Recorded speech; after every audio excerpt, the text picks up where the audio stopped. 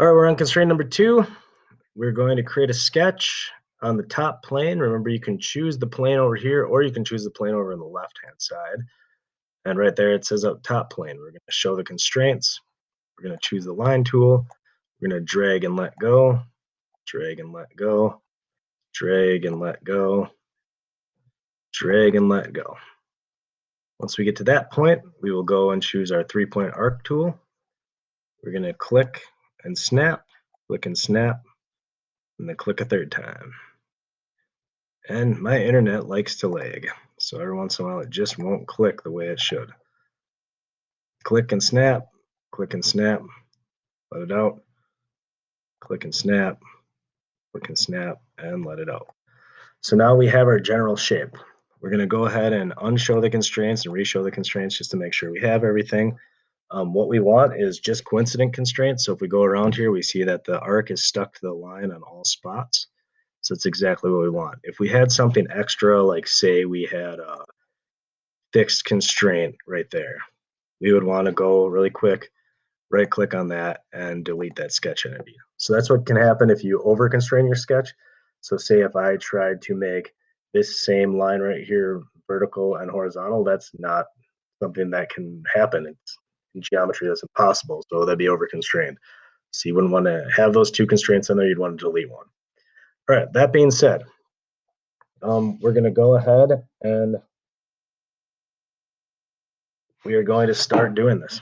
So first thing we're going to do is make all the arcs tangent to all the lines. We're going to click on the arc, click on the line. That will make it tangent, so the line will hit the edge of the arc and keep on going. You see how it just adjusted.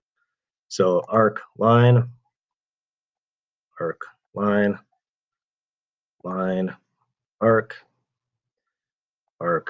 line, all the way around. Every single line needs to be tangent with every single arc. So that's constraining and means that that line will hit the edge of that arc, or if it was a circle, the circle would keep on going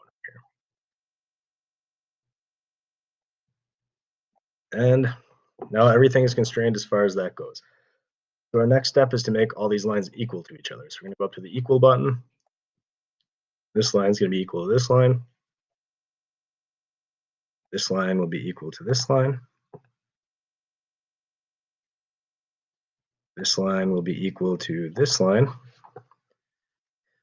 Now they're all equal to each other. After that, we are going to make these 2 points horizontal to each other. So we're going to click on the horizontal. This and this point are going to be horizontal to each other. And then these arcs are going to be equal. So this horizontal arcs will be equal to each other. And then we're going to do the same thing with the vertical centers of the arcs. Click on the center, make them vertical to each other. And then we're going to click on the equals button, and we are going to make these arcs equal to each other. So now everything's equal. Now all we have to do is go ahead and throw the dimensions on there. Sometimes if you don't throw the dimensions on in the correct way, it messes it up. But we are going to click on the center points of the arcs. We're going to make this dimension 4, enter. We're going to click on the left arc, make that dimension 1, and we'll click on the bottom arc. And remember that these arcs are equal, so if I make this dimension 2, then the top arc will also be 2. So they should both go at the same time. And then the last dimension is the center points of these arcs, and that is going to be 0.5.